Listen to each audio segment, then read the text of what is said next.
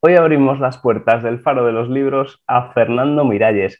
Fernando es campeón de España de oratoria y se dedica profesionalmente a ello, formando a través de sabercomunicar.com y divulgando a través de su canal de YouTube Fernando Miralles, súper interesante, y a través de TikTok, donde tiene más de 1 millón de suscriptores. Fernando, ¿qué es esa barbaridad?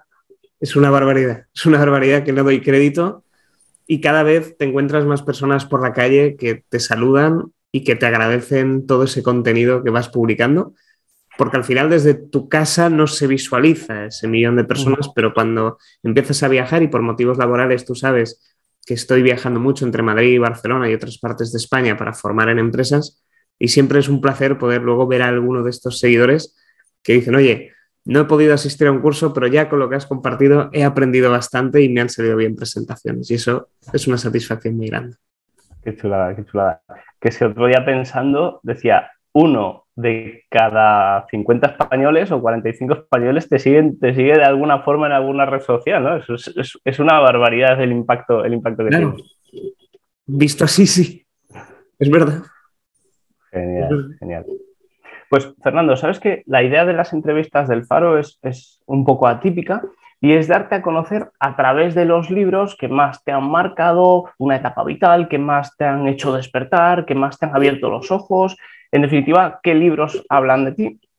Por lo tanto, me gustaría empezar por el principio.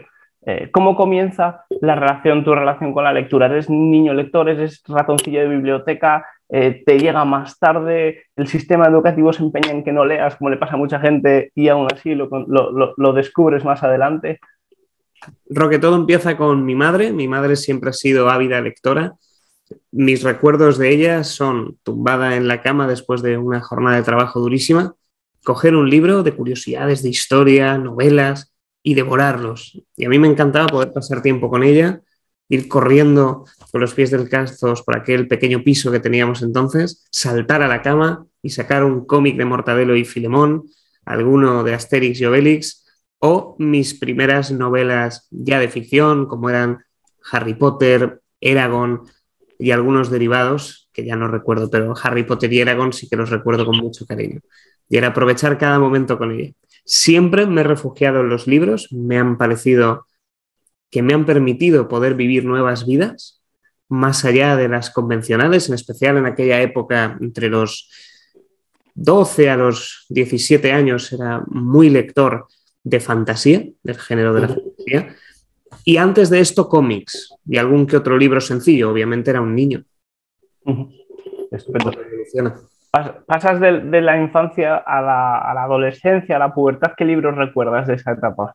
Yo recuerdo uno que me dejó la noche en vela, pero literalmente ponerme a leer a las 6 de la tarde y terminar a las 7 de la mañana del día siguiente sin parar tan siquiera para ir al baño. Me iba con el libro al baño y fue El nombre del viento de Patrick Rothfuss, un libro que es gigante y lo recuerdo, pero devorarlo palabra a palabra, disfrutarlo como un niño pequeño viviendo ese mundo de fantasía que te provocaba el autor. Y ya no llegué a leerme el segundo, aunque tenía ganas, porque no quería repetir la maratón que tuve. Fue una adicción enorme. Qué bueno, qué bonita ese descubrimiento cuando uno descubre ese primer libro droga, ¿no? Ese primer libro que uno que se queda por la noche ahí escondido con la linterna o con la que cierra la puerta para que no le pille. Y eso Totalmente. es como haciéndolo prohibido, ¿no? Y yo entiendo que tus padres probablemente detrás de qué gusto, Y que el se esconde para leer, qué delicia. pensamos, Roque, y en la sociedad en la que vivimos, ojalá mis hijos una noche Figúrate. aparezca yo y me encuentre la manta hecha un bulto en posición del dromedario con una linterna o la linterna del teléfono leyendo. No viendo, Figúrate. leyendo. Oh, yo creo que miraría así y no diría nada, aunque el día Qué siguiente. gusto, qué gusto. Fingir esa bronca tiene que ser maravilloso. Por favor, hay que dormir. Deja de leer, deja de culturizarte, por Dios. Sí, sí, sí. Muy bien. ¿Y qué relación tienes hoy con la lectura, Fernando? ¿Cuánto lees y qué lees? ¿Te ciñes estrictamente a tu profesión? ¿Lees por ocio o algo? Por ocio ya no leo. No sé cuándo hice esa transición, pero fue durante la universidad, el periodo en el que estaba estudiando la carrera universitaria, cuando dejé de lado o empecé a dejar de lado los libros de John Grisham, que es mi autor favorito de ficción, aunque son ficciones muy parecidas con la realidad, sin embargo es ficción. Entonces es la tipología de libros que más me fascina, la abogacía, todos los policíacos también. Sin embargo, empecé a estudiar más libros de no ficción, libros que me gustaban sobre comunicación, sobre ventas, sobre marketing, sobre empresa. Empezaba a descubrir un mundo a través de los ojos de grandes personajes. Y otro libro droga fue Perdiendo la virginidad de Richard Branson, su biografía. Y como yo era músico, sigo siendo, ya menos. Es verdad que tú tienes además un canal todavía activo con una barbaridad de suscriptores Activo, también, ¿no? activo, Guitarra. No, activo me refiero que todavía podemos acceder a él. sí, totalmente. Fermi Guitarra, ¿no? Totalmente. Ahí cualquiera puede acceder y va a ver a un Fernando adolescente. Es más divertida porque siempre he sido docente, Roque. Yo todo lo que sabía, por poco que fuera, aunque mi conocimiento fuera muy humilde, lo he querido compartir. A mí no me gusta guardarme el conocimiento, para mí me parece algo egoísta. A mí me gusta transmitir esa información porque sé que al final yo puedo hacer un uso de ese conocimiento limitado, pero cuando tú compartes ese conocimiento y otras personas lo pueden utilizar, ahí es escalable y ahí el mundo puede hacerse un poquito mejor. Sé que a veces suena utópico, pero yo creo mucho en eso y lo veréis en mi perfil de TikTok o en YouTube, que publico 3 vídeos todos los días con consejos hipercomprimidos. Es decir, te puedes formar en mi perfil. Absolutamente. Puedes formar absolutamente. Y para mí eso es una sensación de placer enorme el poder estar ayudando a la gente. Lo que hacía con la guitarra con 17 años hasta los 23, 24, es algo que sigo replicando hoy, pero en la materia en la que soy muchísimo más experto. Lo que pasa es que entonces ya empecé a diseñar lo que son procesos formativos, cómo compartir un pequeño conocimiento, y ya la gente lo agradecía y era maravilloso poder ayudar a alguien que se había comprado o había heredado una guitarra barata, que no tenía recursos para aprender a tocar la guitarra, poner un vídeo mío y aprender una canción. Eso es mágico. Y eso es lo que... Y 2 grandes reflexiones. En primer lugar, la cantidad de información que está a nuestra disposición, ¿no? Dicen, en la era de la información, la ignorancia es una elección, ¿no? Sí. Y eso es la primera gran reflexión. Y la segunda, ¿cómo ayuda? En tu caso se ve que la docencia, que la formación es absolutamente vocacional y eso se transmite, pero ¿cómo ayuda a formar, a asentar los propios conocimientos, ¿verdad? Sí. Formar, escribir, vomitar de alguna forma lo que sabemos, porque necesitas organizarlo en tu cabeza antes de sacarlo, ¿verdad? De hecho, no sé quién lo decía, pero era un filósofo, un pensador que hablaba de que para tú enseñar necesitas aprender. Y una vez aprendes, te das cuenta de que no puedes enseñar.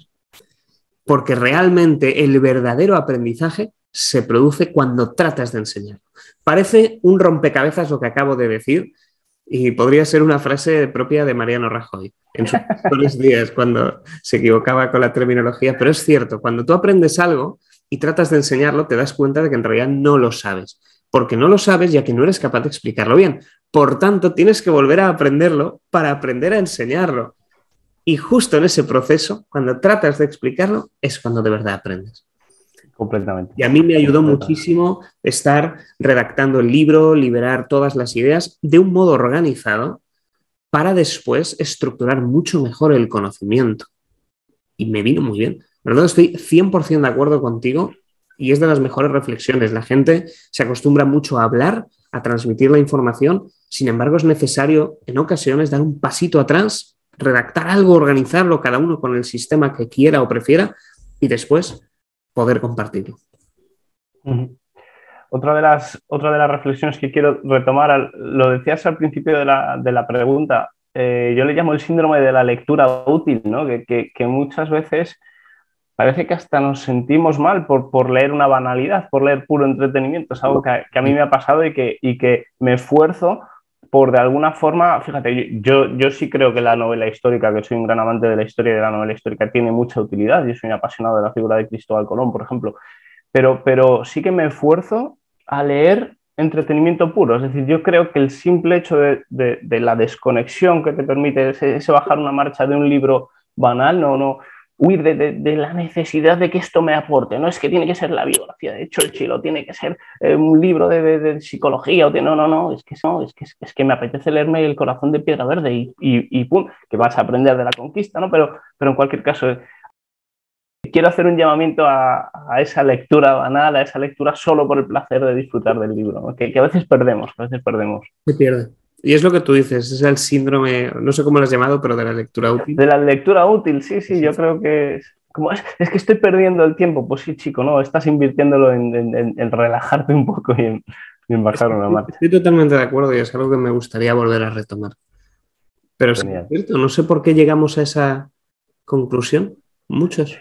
Porque sí, no sé, pero es... personas si me dicen más o menos situaciones parecidas. Y hubo un día, un clic, y dejé de leer. Es un placer leer, aunque sea no ficción. Sin embargo, la ficción la he dejado de lado un poco por eso, precisamente. Es curioso. Pues yo me esfuerzo. El último ejemplo fue el italiano, ¿no? Que ya atiendes al análisis, ¿sabes? De Reverte. ¿Qué me va a aportar? Pues chico, te va a aportar un rato estupendo muy probablemente, vas a conocer pues, un entorno geopolítico de un momento determinado y al final suele ser enriquecedor. Así que sí, hago un llamamiento a la lectura, no inútil, pero sí a esa lectura más banal, más relajada. Fernando, me gustaría que nos recomendaras, volviendo a tu tema, volviendo a la oratoria, 3 libros para principiantes, 3 libros para gente que, oye, que nunca ha oído hablar de hablar en público, que nunca se ha atrevido, que nunca se ha asomado a ese bonito arte, y 3 libros para, oye, gente que ya ha leído alguna cosita, que ya ha dado alguna charla y que ya puede profundizar y puede mejorar un poquito más. Perfecto. Además, es importante destacar los cambios. No es lo mismo para gente que empieza o quiere descubrir que gente que ya conoce un poquito y lo que busca son esas pepitas de oro que le puedan permitir ser mejor comunicador. Mira, dentro de los libros para principiantes tendríamos el primero, un libro sencillo de leer, que es La isla de los 5 faros, de Ferran Ramón Cortés, un libro muy extendido en escuelas de negocios y que es un poquito la pequeña Biblia de la comunicación en nuestro país. Después tenemos el segundo, que es de un autor que es un seudónimo, es Steve Allen, una persona que quiere mantenerse en el anonimato, que se trata de tácticas de conversación para principiantes, que recopila los mejores elementos en unas 120 páginas para que tú lo implementes muy rápido. Y es un libro muy organizado y disfruté de leer. Pero te enseña muchas tácticas de conversación que se aplican tanto en oratoria como en el discurso uno a uno, porque la oratoria al final es el arte de hablar con elocuencia, no especifica si frente a un público o no. Entonces, se puede utilizar para el uno a uno o también para escenarios pequeños, medianos y grandes. Y luego la Biblia, que es cómo hablar bien en público e influir en los hombres de negocios de Dale Carnegie. Estos 3 son los más recomendados porque son los más actuales. Hay gente que me dice, oye, pero es que hay muchísimos libros de los griegos y demás. Sí, pero estos son más actuales, tienen ejemplos más o menos cercanos y al final la distancia relativa entre unos eventos y otros va a hacer que tú no lo percibas como tan real. Siendo lo mismo, el ser humano, Roque, me doy cuenta de que ha cambiado muy poquito desde que estudio muchísimo las antiguas culturas y no hemos cambiado prácticamente en nada. El comportamiento es muy similar, cambia el contexto, las comodidades, sí, sin duda, pero somos muy parecidos. Entonces, es muy importante también entender a la hora de contar un libro o comunicar la distancia relativa entre la audiencia y el personaje. Y cuando los ejemplos suceden hace 3.000 años, aunque seamos muy parecidos, lo vemos muy lejano. Entonces, hay un libro, no sé si lo has leído, que recopila, yo no lo he leído, pero tengo ganas, está ahí en mi antibiblioteca, como diría Nasser, que es el de Ancient Rhetorics, que recoge los testimonios, ¿no? Las grandes principios de la teoría de los clásicos y tengo muchas ganas de leerlo. Coincido contigo, yo creo que las artes de venta de cualquier zoco, que son las mismas de cualquier zoco hace 3.000 años, se deberían estudiar en las escuelas de negocios. O sea, al final, los principios de la psicología humana, como dices tú, no han cambiado en los últimos 2, 3, 4.000 años, estoy convencido. Y una reflexión, Fernando, que no sé si compartes, dentro de las 4 etapas del aprendizaje, ¿no? La incompetencia inconsciente, no tengo ni idea y además no sé que no sé, me creo que la incompetencia consciente, paso a darme cuenta de que no tengo ni idea, la competencia consciente, ¿no? Voy dándome cuenta de que voy aprendiendo hasta llegar a vuestros niveles, ¿no? A la competencia inconsciente, ya lo haces de manera natural. Yo creo que en la oratoria hay mucha incompetencia inconsciente, ¿no? O sea, yo creo que sé hablar porque tengo ciertas, pues, dotes de comunicación. Yo en mi caso, pues, rajo por naturaleza, pero cuidado, que eso no tiene nada que ver con la oratoria. Puedes vomitar palabras, pero no tiene nada que ver con tener un discurso estructurado, con callarte, como voy a hacer ahora. Es un poco el síndrome del comercial. Todos tenemos un amigo comercial y que dice que, hombre, se le va a dar muy bien su carrera porque se le da muy bien hablar con personas, es muy charlatán, no charlatán en el mal sentido, sino que es, como diríamos en Valencia, charrador, no me salía la palabra, muy hablador. Entonces, que está continuamente hablando y esto no sirve, no es la realidad. La oratoria requiere una serie de estrategias, en especial si quieres convencer, nos pasamos a la parte de retórica, donde tú ya tienes un objetivo de persuasión determinado y no sirve el hablar por hablar, no sirve que seas extrovertido. Influye, puede ser positivo, por supuesto, pero no es determinante. Hay otras estrategias detrás, pero mucha gente no es consciente. Mira, ayer estuve en Barcelona impartiendo una formación a un grupo de inversores inmobiliarios. Fue divertidísimo, porque cuando pasaron 45 minutos veía ya las caras de ellos diciendo, la madre que me parió, no tenemos ni idea de esto. Porque les sacas al escenario una y otra vez, les atacas en el buen sentido, les corriges, les cambias unas cosas y hacen, por Dios, me han desnudado aquí. Y en el primer descanso viene un chico que luego habló muy bien, Mariano, viene y me dice, Fernando, ahora mismo, mirándome a los ojos, me decía Roque, ahora sé que no tengo ni idea. No tengo ni idea. Me dijo la palabra fea y todo, no tengo ni idea. Yo me alegro muchísimo. Y en la noche anterior me decía que él se le daba muy bien hablar, que estaba comunicando, y en ese momento, después de vivir las primeras horas del taller, vino y me dijo que no tiene ni idea. Y qué bonito es eso. Porque qué bonito es dejar a un lado el ego. Hay una frase que me encantó, no sé quién la decía, cuando el ego entra por la puerta, el aprendizaje sale por la ventana. Y qué bonito es el darte cuenta, a pesar de los años de experiencia. Mariano ya era una persona con mucha experiencia, me dijo 27 años de experiencia en el mundo inmobiliario, y de pronto aparece una persona que te hace ver que te faltan recursos en un área. Y encima tener la humildad suficiente de decir, pues me apetece aprender. Eso es lo bonito del aprendizaje y lo bonito de enseñar y aprender de todos. Y lo más importante es dejar a un lado el ego. El ego no nos sirve para nada. Totalmente de acuerdo. Y qué bonito darse cuenta. Me gusta siempre de vez en cuando ser el más tonto de la clase en algo. Me encanta probar nuevas disciplinas, aunque luego no llegue a dominarlas, pero empezar de cero y qué bonito y qué dosis de humildad más buena nos da. Fernando, me dijiste 3 libros básicos, pero no me dijiste 3 libros para gente que ya sabe un poquito y quiere profundizar, quiere continuar aprendiendo. Mira, hay uno que sí o sí se tienen que leer, que es Storybrand de Donald Miller, un libro que habla de marketing, un libro que habla de guionizado de películas, cómo hacen que enganchen. Y esto en particular nos viene muy bien para poder utilizarlo dentro de nuestras presentaciones. Un storytelling sencillo, orientado a ensalzar tu figura. Pero no puede ser solamente tu figura, puede ser también la de los demás. Hay otro muy interesante que es Sell with a Story de Paul Smith. No está en español, creo, quizá ya lo hayan actualizado, y que me ha gustado mucho. Es un libro sencillo donde habla de cómo vender con historias, cómo puedes emplearlo, y es un libro que te va a ayudar sobremanera a mejorar tu comunicación. Y el tercero tendría que definirlo, porque hay muchísimos. Esos 2 son recomendados totalmente. Y ahora entraría en una batalla y no sabría cuál elegirlo. Fíjate. ¿Estás entre Ribeiro, probablemente? No. ¿No? No, la Ribeiro no.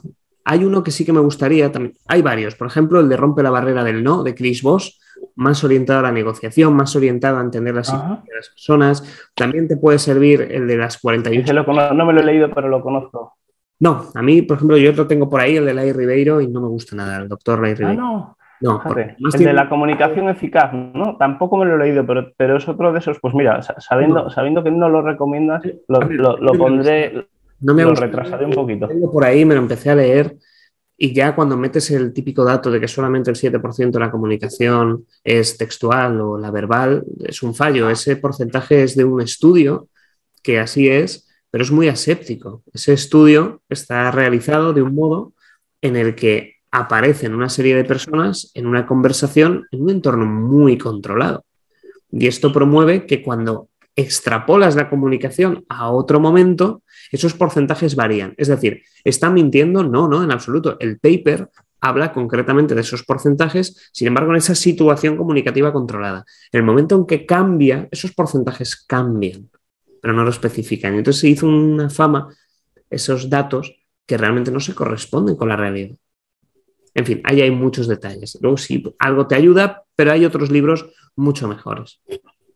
Como vemos, ya tenemos que beber de otras disciplinas para poder comunicar mejor. Hay otro que me iba a decir. Que es el de Sell It Like Serhant, que habla de cómo vender. En fin, al final nos vamos mucho a la persuasión de vendedores, de comunicadores, para llevarlo al mundo de la retórica más tradicional. Pero ese tercero sería una batalla. Los dos que sí recomiendo son los que os he comentado, más de storytelling. Y este tercero entraría en varias disciplinas. Negociación, rompe la barrera del no.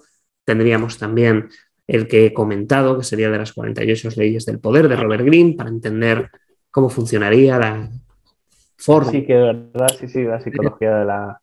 Exacto. Interesante. Te iba a decir, saliéndonos de la pura oratoria, pero en disciplinas muy adyacentes, recomiéndanos algún libro de lenguaje corporal. De lenguaje corporal tendríamos Diccionario no verbal. Se me ha olvidado el nombre del señor, muy famoso. Diccionario, que no es Flora Davis, ¿no? No es Flora Davis. Ay, era este ex negociador del FBI. Se me ha olvidado completamente el nombre. Es Diccionario de lenguaje no verbal. ¿Cómo se llamaba el autor? Joe Navarro. No me salía, lo tenía en la punta de la lengua, de Joe Navarro. Tiene varios libros al respecto y luego os recomiendo más que libros... De Joe Navarro a mí había oído hablar, que no me he leído tampoco, es otro de esos libros que tengo ahí, es el del cuerpo habla. También, son parecidos. El diccionario no verbal te habla exactamente de las cosas que suceden, es como un diccionario y vas parte a parte del cuerpo, y el cuerpo habla es otro tipo de narrativa donde es muy complementario. Por eso esos dos son muy buenos, del mismo autor. Y para los que queráis vivir el día a día, hay muchos perfiles de TikTok como Juanma García, siempre me equivoco con su apellido, que es el representante de la Guardia Civil dentro de esta unidad científica de análisis de lenguaje no verbal, y a Jordi Reche. Son dos personajes que podéis encontrar en TikTok, dos profesionales donde se analiza la comunicación no verbal y se aprende mucho también, porque te ponen casos en vídeo. Al final los libros tienen esa pequeña limitación, Roque, que cuando vamos a analizar temas comunicativos donde no solamente está el texto, donde no solamente hay un verbo, sino que hay todo lo demás, todo el contexto adyacente, es mucho mejor encontrar un vídeo. Un vídeo, aunque sea voz, donde hay matices, podemos gestionar mejor esa comunicación.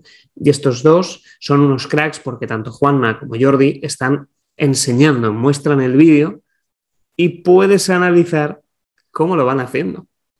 Entonces es muy fácil visualizar por dónde va la cosa. A mí apuntados. Luego los dejo en la edición por aquí para que los podamos encontrar fácilmente. Has mencionado, Fernando, un montón de libros, pero de autores extranjeros. Tenemos aquí un vacío de un buen libro de oratoria en español que a ver quién lo llena. ¿Te animas o no te animas? Me han dicho un pajarito que cierto señor con bigote, gafas y pelo rizado, que a veces va a sacar el suyo en septiembre. Todos los patrones, los cánones de producción. Entonces en septiembre estará en librerías. Ya avisarás un poquillo. ¿Qué te traes entre manos? ¿Sobre qué versará? Evidentemente sobre oratoria, entiendo, pero ¿cómo lo has enfocado? Es un libro orientado para cualquier persona que empiece, para entender todos los secretos y las técnicas sencillas para el día a día, que te permita desarrollar esa incompetencia consciente que comentábamos. Sin embargo, pasar a una competencia consciente. Es un libro que te permite tener algunos elementos de competencia consciente, donde tú ya dices, oye, sé que ya empiezo a mejorar, ya tengo las estrategias, sé qué está sucediendo, sé que puedo mejorar y estás en ese intervalo. Pero va a ayudar a muchos a descubrir la oratoria desde la versión moderna de lo mismo, donde se va a entender que no todo es esta parte antigua, que sí, que la comunicación es muy antigua, esto es así, cambia el idioma, pero es lo mismo, sin embargo, adaptado a una realidad muy adaptada, una realidad muy actual. Te vuelves al Faro de los Libros cuando tengas el libro y hablamos un poquillo de él. Y además a ver si coincidimos en Madrid y te lo puedo dar en persona, sería estupendo. Sería maravilloso, sería maravilloso. Seguro que podemos coincidir, Roque, que estaré en Madrid mucho este año.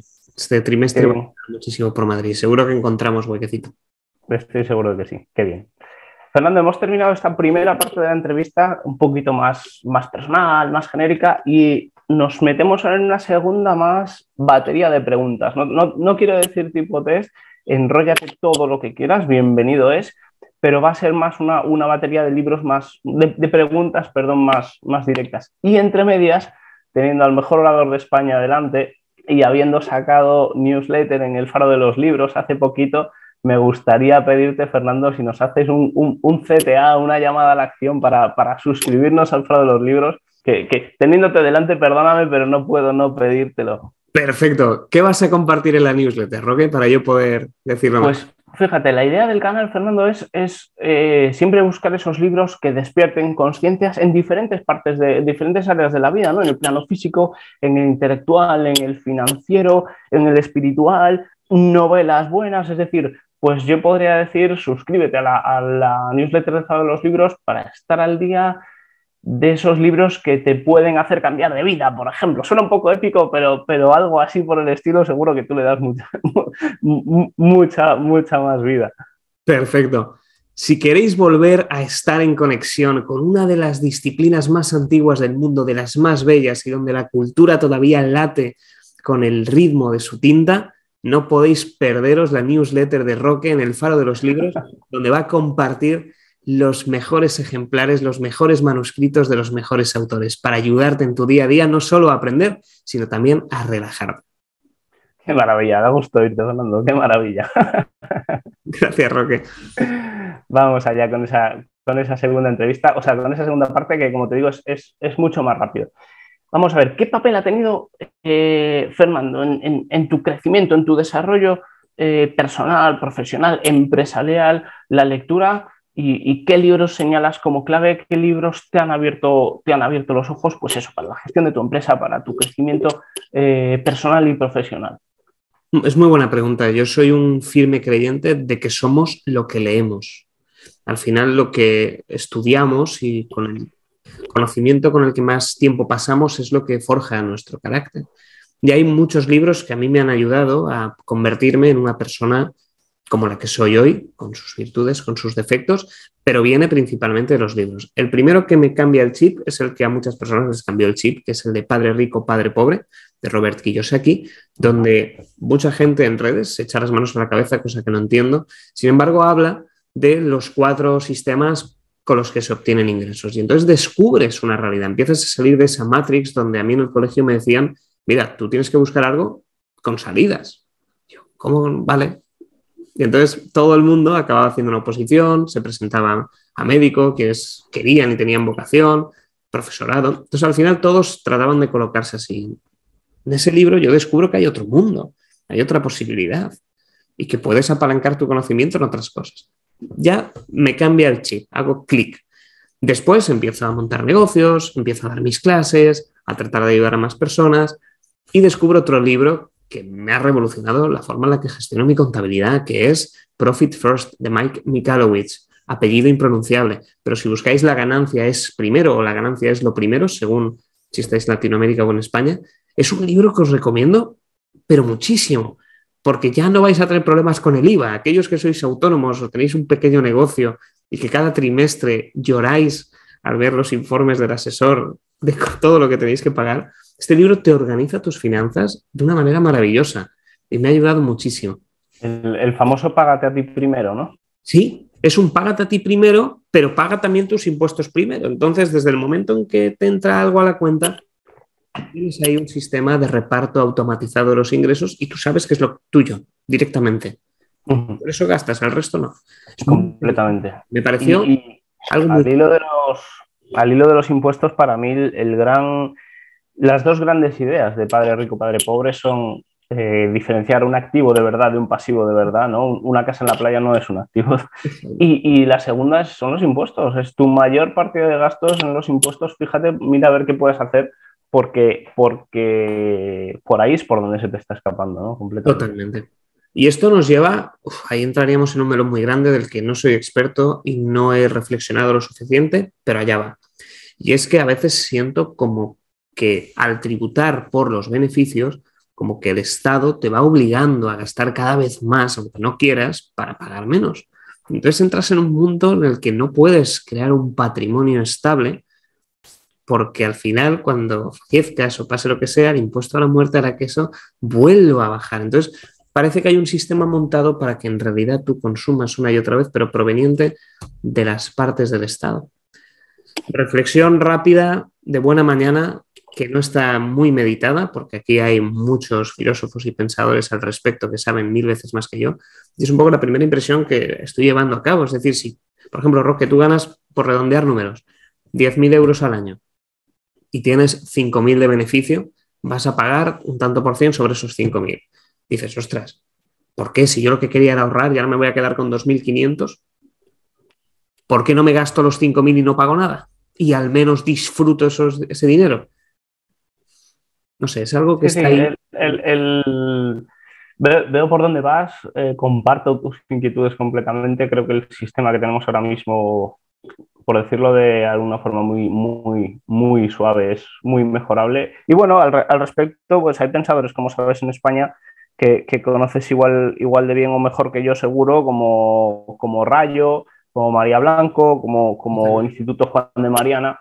Liberalismo, un libro que seguro que has leído y que, en fin, bueno, pues nos da otras ideas que en España pues suenan menos, pero que yo creo, o al menos esa esperanza que tengo es que poquito a poco van calando un poquito más y la gente se va dando cuenta efectivamente de que la mejor forma de ayudar a un ciudadano no es dándole dinero, sino dejando de quitárselo de su bolsillo en primera instancia y que la redistribución más justa es que sobrevivan las empresas que mejor servicio prestan a los ciudadanos, etcétera, etcétera.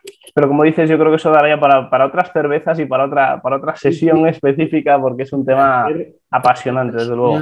Mucho más formadas. Yo en esto no tengo idea. Comparado, vamos, es que no hay ni forma de compararme con el profesor Rayo, es que nada que ver, absoluto. Lo único ha sido una reflexión que me ha surgido a raíz de lo que hemos comentado y vamos, que esto se puede profundizar por expertos. Una de las cosas que a mí más me gusta es no entrar en temas que no conozco muy bien, simplemente decir, oye, este es mi conocimiento, es aberrantemente limitado, lo comparto, que sepáis que tiene más fallos que nada más en este mundo, es decir, es posible que sea muy erróneo, pero ya avisas, ya dices, oye, mira, yo no soy experto y hay profesionales que lo pueden acudir mejor. Un poco para que veas el tipo de persona que soy, que jamás diré algo que no esté contrastado o que no sepa muchísimo al respecto. No, pero sin embargo yo creo que formarse una opinión es casi obligatorio, es casi una responsabilidad y exponerla de forma humilde como has hecho me parece perfectamente lícito. O sea que desde luego en este canal lo vas a poder hacer mientras yo esté aquí al mando de la nave. Y para eso, fíjate, estamos en un canal donde debería prevalecer y siento que es verdad, sí prevalece, que es que para eso leemos y estudiamos tanto. Yo quiero cambiar de opinión o al menos reforzarla. Si yo mantengo la misma opinión que tengo ahora sobre las cosas, dentro de 10, 20 años, para mí sería un fracaso, porque no habré mejorado, no habré evolucionado. Entonces, yo estoy muy en contra de las hemerotecas famosas, mal gestionadas. Es decir, muchas veces sale un político, dice algo 10 años atrás y en el presente dice otra cosa. Y la gente se echa las manos a la cabeza. Vamos a ver. Vamos a analizar correctamente. A lo mejor ese político tenía 30 años, persona más emocional, donde tiene un conocimiento más limitado de la vida. Pasan 10 años de experiencias, de conocimientos, de vivencias, de aprendizajes, de estudio y decide cambiar de opinión. Pero se le ataca porque ha cambiado de opinión. Qué irónico. Pero esto es fruto de un pensamiento de una sociedad que no lee, que no estudia, que no busca el desarrollo personal y profesional. Porque si una persona tiene que estar encasillada, que esto es terrible. Tiene que estar encasillada únicamente en un área. Desde el momento en que decide pronunciarse hasta el último de sus días, estamos dando el mensaje de que no te estudies, únicamente lee sobre aquello que te interesa. No trates de ver los otros puntos de vista, no sea que caigas en la trampa de cambiar de opinión. Sí, y qué poderoso además es ese sesgo de confirmación, ¿verdad? Donde tendemos a leer solo, oye, pues a lo mejor hay que leer a Marx. A lo mejor no, seguro que hay que leer a Marx. Yo he leído a Marx, he leído Utopía de Tomás Moro, los lees y descubres, caray, que son mundos que están... O sea, es decir, me gusta verlo. O sea, es un acercamiento a otras posturas que cuando tú los lees... Yo leí muy pequeño, tendría 15, 16 años, Utopía de Tomás Moro y me dejó fascinado, pero no me encajaba, era una utopía, así se llama. Entonces, no me encajaba al 100%, pero qué bonito saberlo, qué bonito conocerlo. Te permite forjar tu opinión, pero mucha gente no quiere entrar, le da miedo. A ver, ay, ¿qué va a pasar? ¿Qué van a opinar? Si cambio de opinión, qué malo. Ostras, yo se lo digo a mis equipos, digo, yo sí, no he cambiado de opinión dentro de 10 años, es que estoy haciendo las cosas mal. Mis formaciones evolucionan día tras día. La que se impartió ayer será totalmente distinta a la que se impartirá la semana que viene, porque en estos 7 días yo estoy durante media hora a 1 hora al día analizando papers científicos. Si no los introduzco, si no cambio modelos antiguos en los que antes estaba errado porque hay papers nuevos, obtengo más información. 1, estoy tratando mal a mis alumnos. Y 2, me estoy tratando mal a mí en busca de ese conocimiento. Entonces, claro, lo que hay que hacer es cambiar de opinión, buscar nuevas metodologías, estar abierto al cambio. Y es algo, fíjate, Roque, que se está perdiendo en esta sociedad. Estamos cada vez más polarizados, se ve en los políticos. Tú te ibas a los políticos de los 70 y encontrabas a una persona del Partido Comunista con alguien de la extrema derecha, juntitos en la misma sala, tratando de llegar a un acuerdo. Hoy, 2 partidos de centro-izquierda, centro-derecha, como serían Partido Popular, Partido Socialista, no pueden estar en la misma sala. 2 de centro, que antes eran los que trataban de organizar y de convencer a los extremos. Ya los extremos ni hablamos. Completamente. No puedo coincidir. Quizá estemos ante el nivel más bajo de política desde siempre quizá. El nivel más bajo en la política española, completamente de acuerdo. Pero una vez más, yo creo que eso nos dará para unas buenas cervezas aquí en Madrid. Siento más que es la política mundial, porque está pasando en otros lugares. Estamos entrando en una etapa donde no se está buscando lo que Sócrates decía, que es la verdad no existe. Ante el mismo evento objetivo, tenemos o podemos tener varios puntos de vista. Vas a la situación de Ucrania, le preguntas a un ucraniano y tiene una perspectiva de su realidad, y le preguntas a un ruso y ante el mismo evento tiene su perspectiva de la realidad. Y ambas son correctas, ambas son válidas. ¿Cuál es la buena? ¿Con cuál nos quedamos? Y ahí entra la persuasión, ahí entra esa retórica donde estos 2 oradores o estas 2 personas tratan de convencer a un tercero de que su verdad es la buena, cuando no existe esa verdad buena, son relativas. Esto era la base de la política, es decir, oye, que ante un mismo hecho tenemos 2 perspectivas.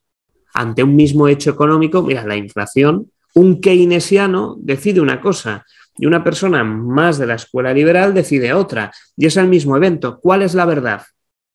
Para los liberales es una, para los keynesianos es otra. Pero en realidad es que no hay verdad.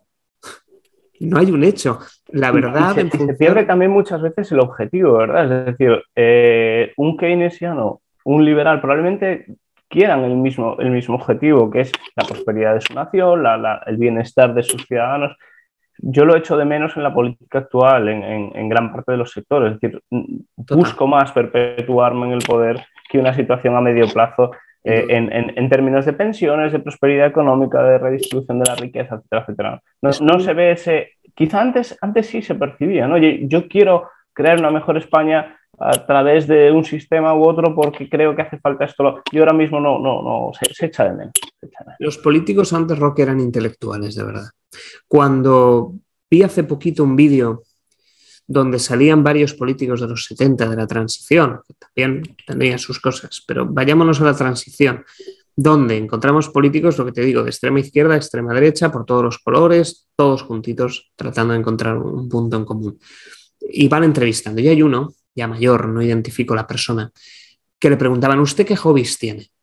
Y dice, yo, la política es mi hobby, pero eso es su trabajo, sin duda. Todo mi día lo dedico a la política, pero algo tendrá que hacer para desconectar. Y veías lo que una biblioteca tras él, impresionante y gigante. Dice, ¿sabe usted qué hago? Estudiar, leer. Y entonces vemos cómo las personas que humildemente abrazan el conocimiento después empiezan a gestionarlo. Y hoy tenemos una estrategia de consumo rápido de banalidades, pero banalidades, donde te vas a programas que son, en fin, lo que se ha catalogado en muchísimas ocasiones como telebasura, por ellos mismos incluso, que no te educan, no te forman. Entonces veíamos a estos políticos de aquella época que abrazaban libros, que sus hobbies eran estudiar, analizar otros pensamientos, abrir su mente. Y hoy lo único que abren es Netflix y se colocan cualquier serie, tampoco por herir los sentimientos de nadie, que lo haga. Yo lo hago de vez en cuando, veo series, por supuesto. Sin embargo, claro, hemos perdido un nivel de políticos estudiosos más orientados hacia la tecnocracia que hoy ya no existe. Hoy se vota al guapo, hoy se vota al de verdad, hoy se vota por apariencia física. En Estados Unidos llevan décadas así. Entonces, hoy se está votando por el sex appeal, por la gestión que hacen en redes sociales, por su marca personal. ¿Y dónde queda el intelecto? ¿Dónde queda ese tecnicismo? No lo sé. Absolutamente. Pero aquí en este podcast estamos como la aldea de Asterix y Obelix. Esa aldea gala, ese reducto. Los irreductibles lectores, porque cada vez son menos. De hecho, de mi entorno, muy pocas personas leemos. Es dramático. Estoy de acuerdo. De hecho, yo ya he cambiado en parte el formato de lectura. Ya no compro libros en papel por tema de viaje. Lo comentamos antes de grabar. Yo utilizo mucho los lectores electrónicos, muy cómodos, me caben en la mochila y tienes mucha información, y los audiolibros. Entonces, cada vez está evolucionando también la lectura. En fin, evoluciones. Completamente. Así es. Fernando, un libro, por continuar con esta batería, que fíjate que da para muchísimo, un libro que te guste regalar a esa gente que quizá lea menos, a ese amigo que sepas que lea, que ¿tienes algún libro fetiche de esos que tienes varios en casa porque sabes que lo regalas? Además, lo he mencionado, este se lo regalé a mi padre, se lo regalé a un amigo y siempre trato de regalárselo a cualquiera que es autónomo, tiene una pequeña empresa, que es el de La ganancia es primero, Profit First, de Mike Michalowicz, porque es necesario. Yo me acuerdo mi padre venir a veces trimestre a trimestre, ¡qué barbaridad! ¡Qué golpe me han pegado! Mi padre tiene una pequeña empresa de limpieza. Dice, me acaban de crujir. Digo, ostras, y lo veías y te sabía mal. Y cuando me leí este libro se lo regalé. Y desde entonces llega el trimestre y hace, me han pegado un palo, pero menos mal que lo tenía organizado. Y entonces esto lo gestiono con todo el mundo. A toda persona que conozco de mi entorno, que la mayoría son autónomos o tienen su pequeña empresa, empiezan a despuntar, les regalo ese libro. Porque al final regalas salud mental. Yo desde que soy autónomo tengo un dolor crónico en el cuello. Es así, tengo que ir al fisio cada mes porque tengo tensión todo el tiempo. Desde que soy profesional liberal, tengo que gestionar mis impuestos, tengo todo el estrés y yo me lo guiso, yo me lo como. Entonces, estos libros ayudan y siempre los regalo. Apúntate el nombre de Juan Aro, Fernando, no sé si le conoces o te Sí, suena. me he leído, no sé, 72 trucos de los ricos. Sí. Tiene alguna cosilla que igual el pobre fisio probablemente pierda negocio, pero tú quizá duermas mejor. Genial. Fernando, una confesión, uno de esos libros que dices, oye, pues a mí me encantó El alquimista de Pablo Coelho, o a mí me encantó, que es ese libro que te da cierta vergüencilla, o que no todo el mundo sabe que te ha encantado. Yo he sido fan, Roque, de Crepúsculo, de toda la saga, cuando además ya tenía cierta edad, con 18 años, que ya no eres tan adolescente, ya iba con mi coche por ahí dando vueltas, me iba a la universidad y ya tenía mi vida de adulto con 18 años, llegaba a casa y abría Crepúsculo. Eso te va a costar en redes sociales, eso. Bueno, mira, yo me compré ese libro porque justo me los compré cuando salí del colegio el último año, en segundo bachillerato, y en el OpenCore que había al lado de la escuela pusieron los libros de tapa gorda a 5,95. Dije, ostras, aunque sea de pisapapeles, aunque sea para tenerlos ahí de decoración, me lo compro. Compro el primero. Me pongo a leerlo. Vamos a ver qué tal. Libro droga. No sé por qué. No sé por qué me engancha. En qué momento de mi vida me pilla vulnerable y lo disfruto. Y empiezo a ver. Nada que ver con la película. Eso es verdad. Como todo. No he tenido el gusto ni uno ni otro. Tampoco te pierdes una gran cosa. Pero claro, yo en aquel entonces 18 era también adolescente. En parte me encajaba. Y yo lo leía. Ostras. Luego tuve que comprarme el segundo. Y fui también a 5,95. Me lo leo, nada, en otro día. Compro el tercero. Y vaya, el cuarto no lo encontraba en ningún lugar. Al final lo tuve que pedir por internet la misma edición porque ya no quería otro de distinta tapa, quería esa, quería que fuera bonito, quería mantener el ritmo.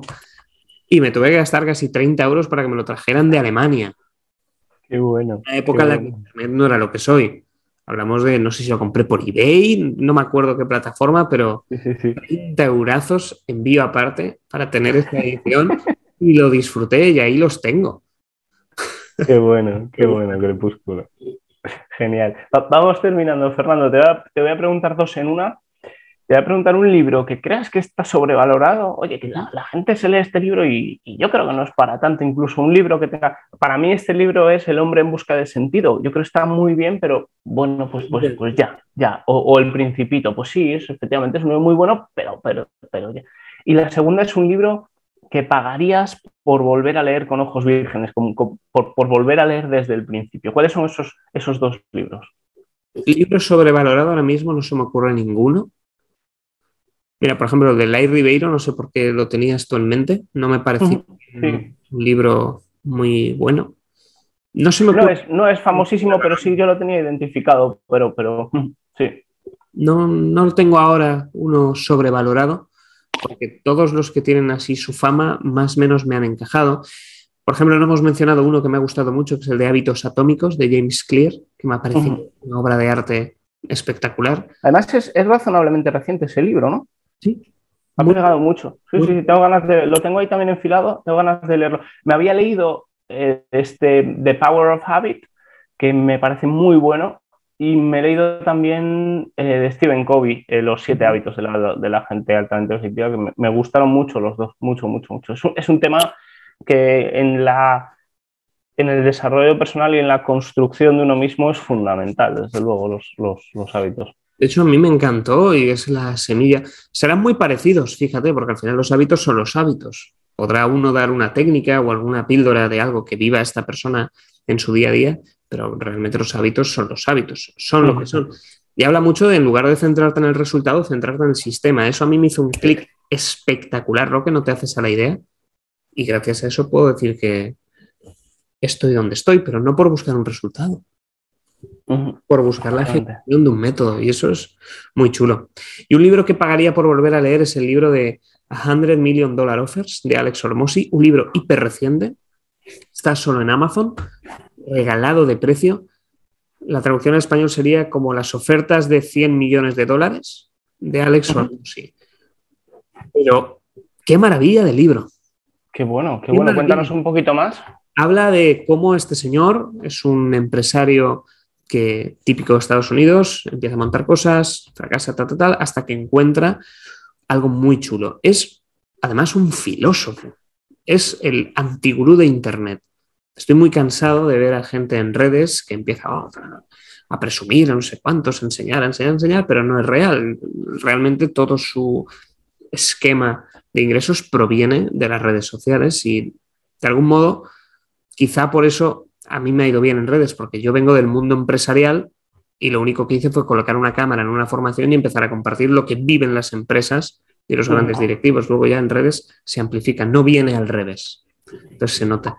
Pero en este caso es lo mismo. Este chico es un genio del marketing, de las ventas, empieza a gestionar negocios, ayuda muchísimo a las personas a ganar una barbaridad de dinero y le sucede una cosa que a mí me parece espectacular, que se convierte en un altruista y un filántropo. Como es un filósofo moderno, el hombre entiende la vida como un casino, a la que tú vas a jugar, tú empiezas a ganar las fichas, que es el dinero, empiezas a ganar, pero al final de la noche tú no te llevas las fichas. Al final de la noche, cuando todo se acaba, tú tienes que devolver las fichas a la mesa y te vas sin nada.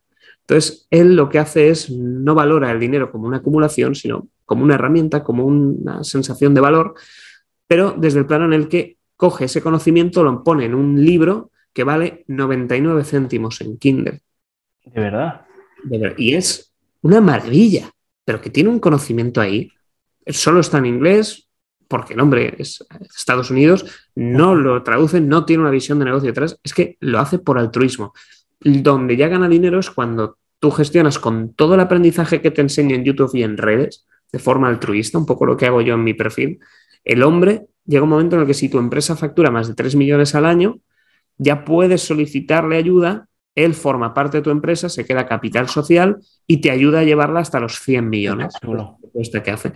Pero claro, ya has vivido todo el proceso formativo prácticamente gratis, porque es lo mínimo que te dejan poner de precio en Amazon, Apple, etcétera, en todas las plataformas, €1, y es eso. Entonces, claro, me parece fascinante.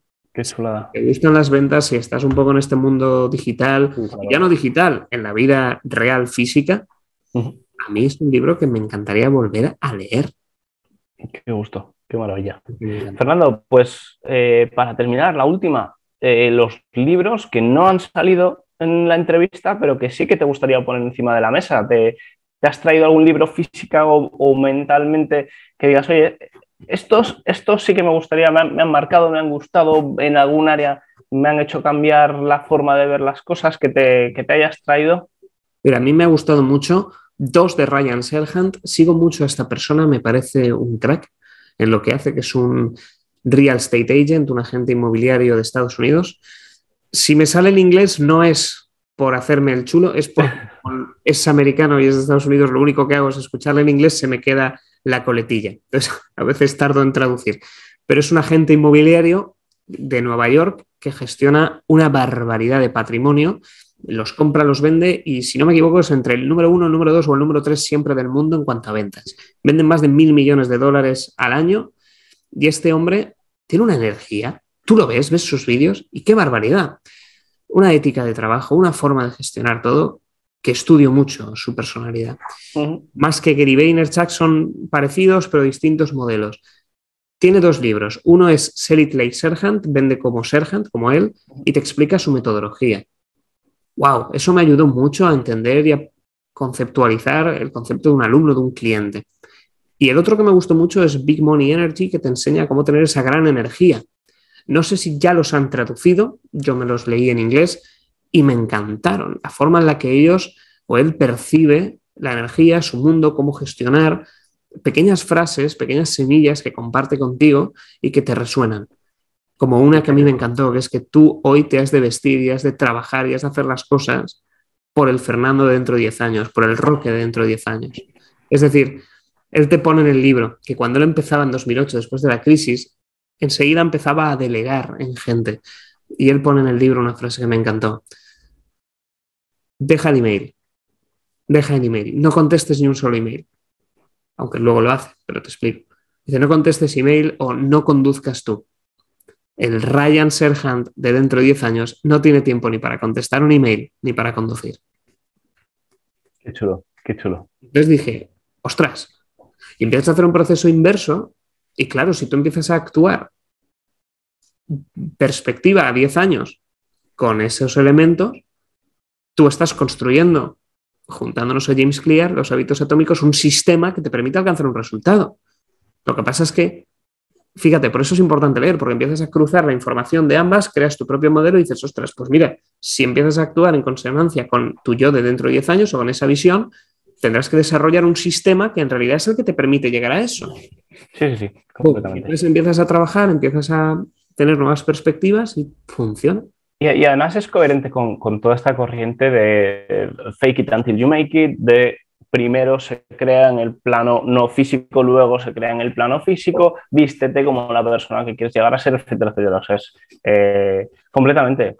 Sí, no. Qué chulo, me lo apunto. No abogo nunca por el fake it until you make it, el falséalo hasta que lo seas, porque no es así. Ahí entra mucha gente que dice, no, si vas, yo, por ejemplo, yo me visualizo, porque me encanta volar, me encantan los aviones, y yo me visualizo volando de conferencia en conferencia en avión privado. Eso es una visualización. Esto es un gran sueño idílico, una pasión enorme.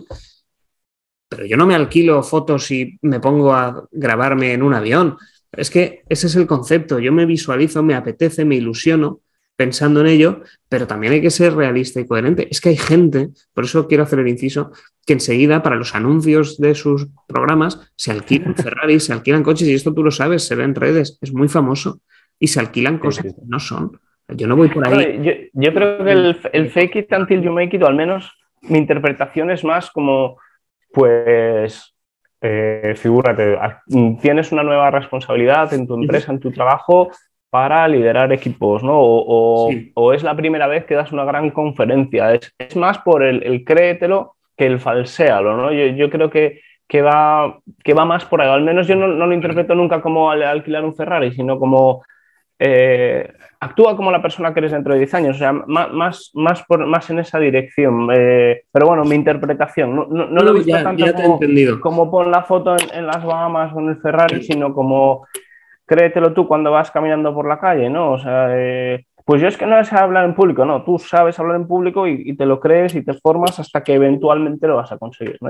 Pero vamos, mi interpretación. No, pero es que ahí es donde ya tiene sentido. Entonces no sería un fake it, sería un believe it until you make it. Sería un créetelo antes de serlo.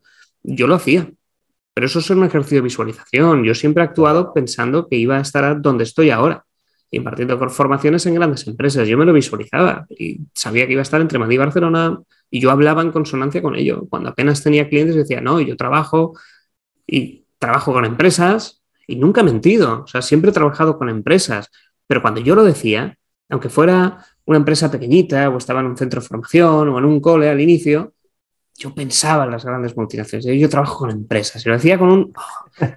Pero lo decía yo, y era una realidad porque trabajaba ya en empresas. Hasta que llegó un momento que con disciplina, constancia, los hábitos, tal, mejoras, encuentras la oportunidad, lo haces muy bien, les fascina, pero tampoco, o sea, nunca se falsea. Yo conocí de gente, creo que he visto cómo ha falseado cosas, o sea, de quedar con una persona y coger un story y decir, acabo de salir de una formación y me he encontrado con tal. Digo, pero si hemos quedado a propósito. Son las 9 de la mañana que has hecho una formación y lo dicen porque quieren falsearlo para dar la apariencia de que lo han conseguido. Digo, wow, eso yo no lo haría jamás, me parece una aberración. Completamente de acuerdo. Porque es que te mientes a ti mismo. No, y la mentira tiene la pata muy corta. O sea, completamente. Fernando, oye, un placer. La última pregunta siempre hago, más que una pregunta, es una invitación a una nominación. Es desde toda la humildad, ¿quién crees que puede ser bonito, que puede ser interesante, que puede ser divertido invitar o intentar traer al Faro de los Libros? ¿A quién me recomiendas perseguir para traer al Faro? Siguiendo con el hilo, te recomiendo a dos. Juanma López, de Ciencias del Comportamiento, también muchísimos seguidores en TikTok, en Instagram, en redes sociales, un crack, este señor de la Guardia Civil, la parte científica, donde se analizan casos de asesinatos. Es una eminencia. Yo me he formado con él, he tenido la suerte de asistir a una de sus formaciones, quiero volver, me encanta, es un crack. Y también dentro de este mundo está Jordi Reche, también en TikTok, también en redes sociales, donde también te enseña lo mismo. Estos dos perfiles son muy buenos, donde puedes entender mucho sobre la comunicación no verbal y que puede ser un complemento muy interesante para los libros que he compartido hoy, porque ellos te van a dar una visión completa. Yo no tengo esa visión de la comunicación no verbal, yo soy más de la parte de oratoria, de subirte a un escenario, emocionar a la gente, y ellos son del análisis de la no verbal. Son dos disciplinas que juntan, son muy poderosas y cada uno tiene que ser experto en su área. Igual que ellos tampoco son muy buenos haciendo lo que yo hago, yo no soy muy bueno en lo suyo. Tengo un conocimiento que he aprendido en muchas ocasiones de ellos, lo comparto, algunos puntitos, algunas pinceladas que incorporamos, pero ellos, Roque, si los traes, wow, yo te digo, yo me he formado con Juanma y me ha dejado la boca abierta, pero horas. Pues iremos a por ello. Fernando, lo dicho, un placer. Te tomo la palabra, nos vemos en septiembre con ese libro. ¿Nos puedes anticipar el título? Todavía no se puede desvelar. No se puede desvelar porque esto, como la gente ahora publica muy rápido, enseguida en Amazon lo tienes, los títulos hoy son muy cierto. Claro, entonces prefiero que lo mantengamos. Lo han elegido Genial. los editores del libro, me ha parecido muy bien. Al final, eso es lo bonito de delegar en un equipo profesional que sabe muchísimo más que tú de algo. Y es, oye, yo pongo el material, pero en cuanto al libro, marketing, gestión, organización, vosotros sois los expertos. Entonces, prefiero que ellos que han elegido el libro, el título, respetar su decisión para que no se la quiten, porque entonces tendrían que hacer otro trabajo, otra gestión. Prefiero Genial. eso que hay, pero es chulo, es muy chulo. Pues lo dicho, Fernando, nos vemos en unos meses. Un placer haberte tenido por aquí y lo dicho, muchas gracias. Gracias a ti, Roque. Nos vemos en septiembre.